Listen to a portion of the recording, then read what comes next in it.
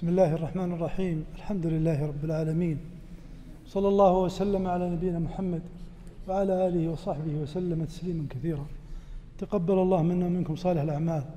نسأله عز وجل أن يجعلنا ممن يصوم رمضان ويقومه إيمانا واحتسابا فيغفر الله عز وجل ما تقدم له من ذنبه.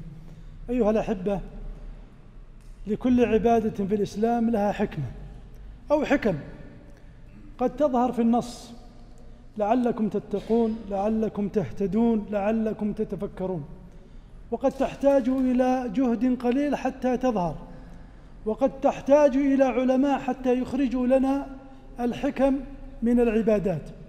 ولعل العبادات كلها يجمعها حكمة واحدة. ما هي هذه الحكمة؟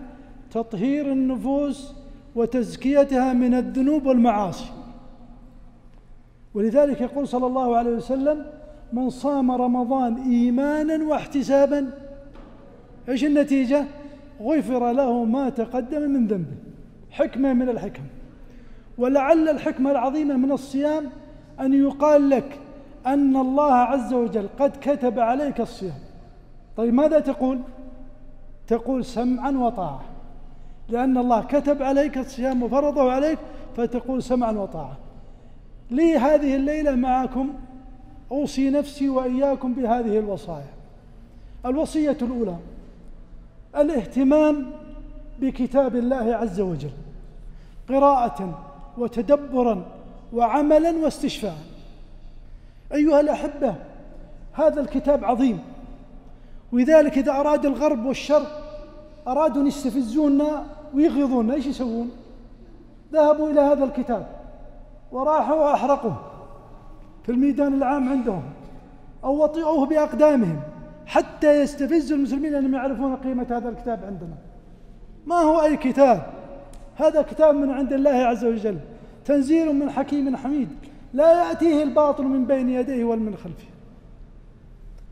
ولذلك هذا الكتاب كان يعظمه صلى الله عليه وسلم ويهتم به، وخاصة في رمضان. فكان إذا جاء رمضان تدارس هو وجبريل هذا القرآن. ومعنى التدارس الحفظ، المراجعة، التفسير إلى آخره. فلما كان في السنة التي توفي فيها صلى الله عليه وسلم تدارس مع جبريل القرآن مرتين، وهذا يدل إيش؟ على عظمته. أيها الأحبة، هذا القرآن عظيم وشرف لنا كمسلمين وفخر لنا. تدرون ماذا يقول الله عز وجل لمحمد صلى الله عليه وسلم؟ يقول: يا محمد فاستمسك بالذي أوحي إليك. فاستمسك، ما قال فتمسك، قال فاستمسك أيضا بقوة، يعني ما هو أي تمسك. فاستمسك بالذي أوحي إليك إنك على صراط مستقيم وإنه لذكر لك ولقومك وسوف تسألون. ذكر يعني فخر وشرف لك يا محمد ولأمتك ولقومك قريش. ولذلك يقول صلى الله عليه وسلم: يا عمر إن الله يرفع بهذا الكتاب أقواما ويضع به آخرين. يرفع بهذا القرآن أقواما في الدنيا بإمامة الناس والقراءة في المحافل، يرفعه في الدنيا، وتبجيله وتكريمه وتعظيمه، تعظيم هذا الإنسان الذي يحمل القرآن، ويكرمه الله عز وجل يوم القيامة.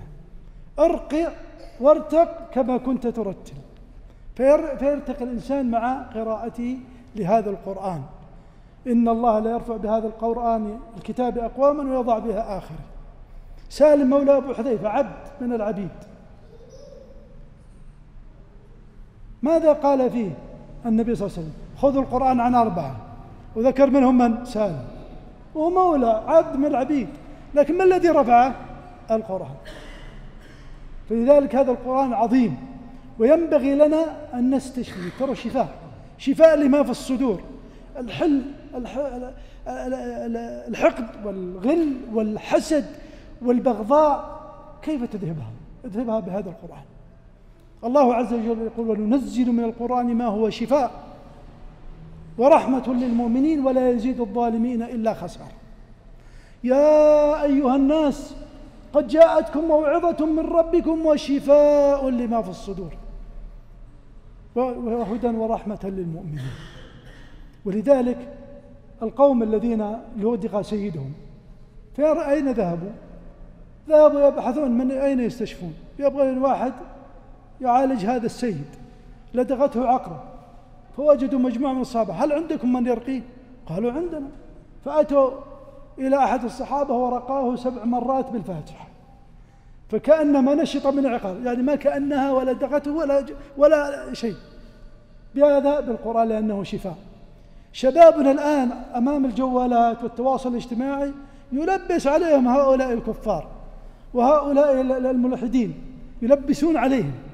كيف يلبسون عليهم؟ يقول: من خلقك؟ هل هناك جنة؟ هل هناك نار؟ هل ستبعث؟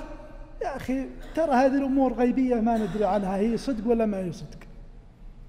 والله عز وجل يقول: الله خالق كل شيء. البعرة تدل على البعير، والأثر يدل على المسير، وسماء ذات أبراج، وأرض ذات فجاج، ألا تدل على العليم الخبير سبحانه عز وجل؟ لا. فلذلك يلبسون عليهم. هذا القرآن يشفي هؤلاء الذين يريدون أن يخرجوا من هذا الدين. ولذلك نشاهد من شبابنا، والله إنك تشاهدون من يرتد عن دينه، الحاد، يخرج عن الدين. بسبب ماذا؟ بسبب هذه الخزعبلات التي يرونها في هذه مواقع التواصل. ولذلك كان صحابة محمد صلى الله عليه وسلم يهتمون بالقرآن اهتمام عظيم، حتى أنهم يعني يقرؤونه في الليلة مرة. انظر ماذا يقول عبد الله بن عمرو بن العاص، يقول: جمعت القرآن فقرأته كله في ليلة. بعضهم يقول: الله، نقرأ في ليلة قرآن 604 صفحات أقرأ في ليلة؟ مستحيل. هذا الشيخ سعيد بن مسفر يقول: أردت أن أطبقه واقعا فقرأته من بعد صلاة الفجر إلى المغرب. يقول: والله ما جاء المغرب لو انتهيت من هذه الختمة. وكانوا يتنافسون عليه. يقول عبد الله بن عمرو بن العاص يقول: قرأت القرآن كله فجمعته في ليلة. فقال النبي صلى الله عليه وسلم: يا عبد الله، أخشى إن طال عليك الزمن أن تمل وتضعف، فاقرأه في كل شهر مرة. فانظر ماذا رد على النبي صلى الله عليه وسلم، قال: يا رسول الله، دعني أستمتع بقوتي وشبابي. أنا عندي قوة وعندي شباب، كيف أستمتع بها؟ أستمتع بها بالقرآن. قال: فدعني أستمتع بقوتي وشبابي. قال: فاقرأه في كل 20 مرة. قال: يا رسول الله، دعني أستمتع بقوتي وشبابي. قال: فاقرأه في كل 10 مرة. قال: دعني يا رسول الله أستمتع بقوتي وشبابي. قال: فاقرأه في كل 7 مرة. قال: دعني يا رسول الله أستمتع بقوتي وشبابي. فأبى صلى الله عليه وسلم. قال: 7 أيام هي التي تستطيع أن تتدبر القرآن، هذا في الأيام العادية. أما في رمضان فاختم ما تشاء. صليت بجوار أحد الشباب، والله يا أخوان إنه ما يقوم إلا متكئ على عصا، ويسجد يا الله يسجد، ويقوم يا الله. فلما ذكرت له هذا الحديث جاء مسكني وقال: يا ولدي، أنت قلت لي 7 أيام، والله نحن نختم في 3. قلت: ما شاء الله تبارك الله يا والد، حتى لو تختمها في الشهر في كل يوم مرة في رمضان افعل. هذا شايب. كيف شبابنا الآن ما قد تجاوزوا سورة البقرة، ما قد ولا قرأوا جزء. بعضهم يا الله يفتح صفحة ولا صفحتين وراءنا. الله يصلح الأحوال. في ذلك شباب محمد صلى الله عليه وسلم كانوا يهتمون بالقرآن.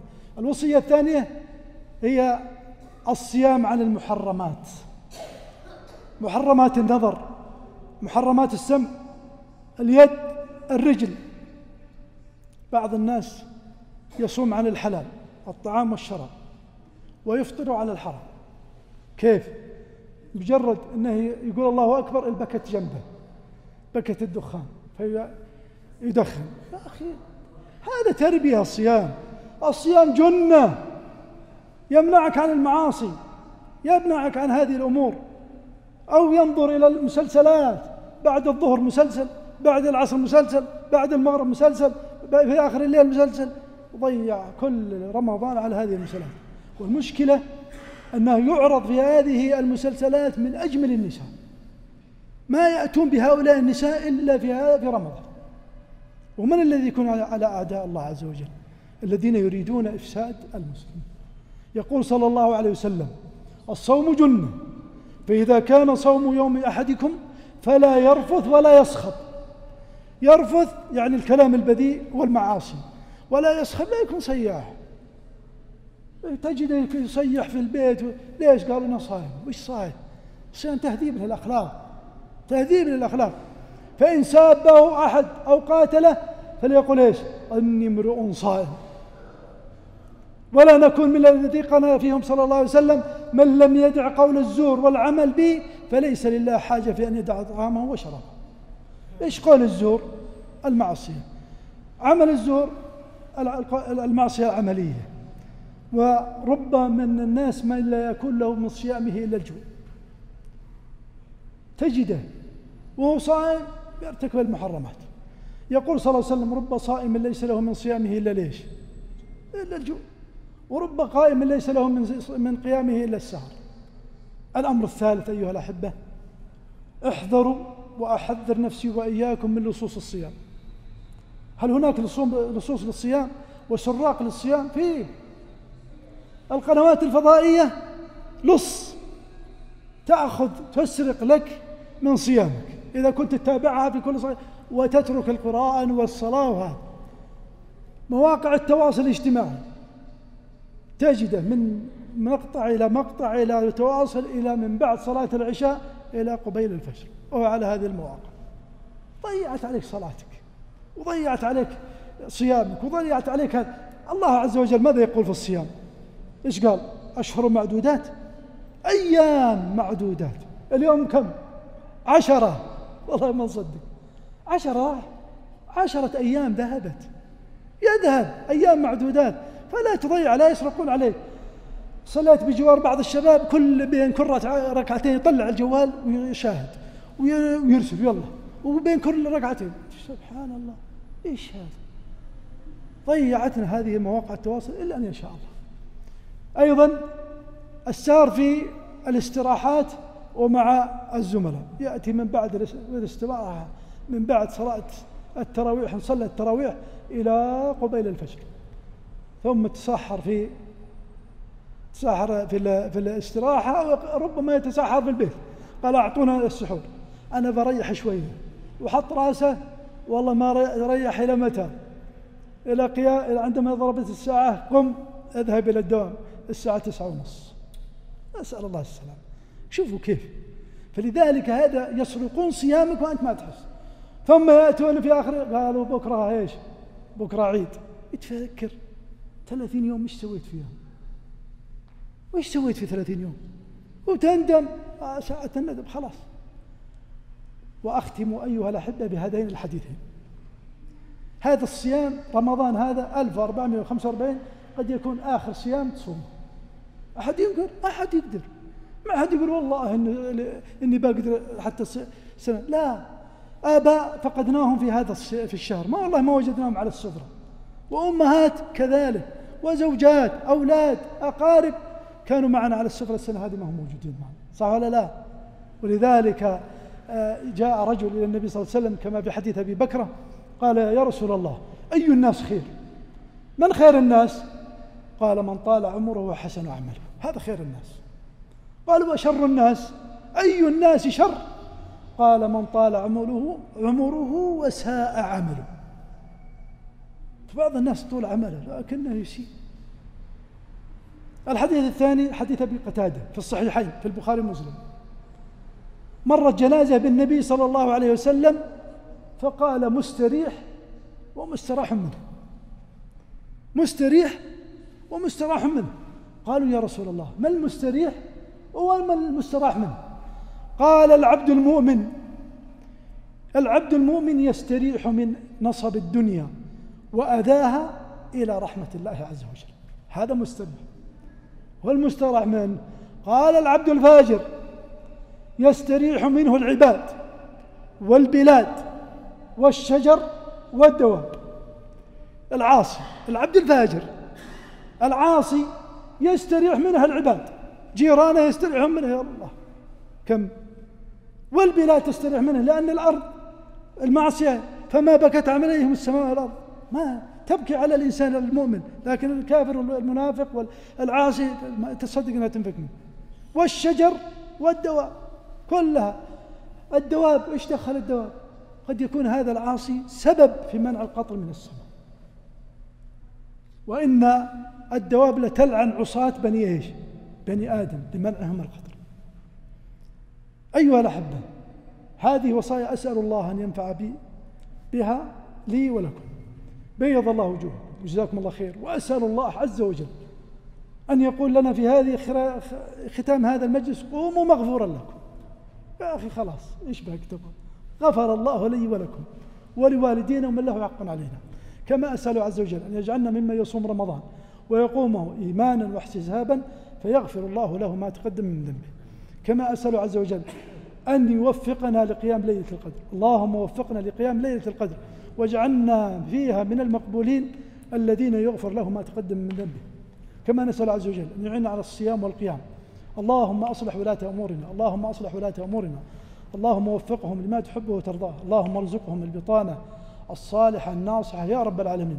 كما نسأل عز وجل أن يبارك في المؤذنين، وأن يبارك في الأئمة، وأن يبارك في النساء في البيوت الذين يعدون لنا الطعام. أحد ينكر جهود هؤلاء؟ هؤلاء يقدمون لنا الغذاء الروحي، الأئمة والمؤذنين، والنساء يقدمون الغذاء الجسدي.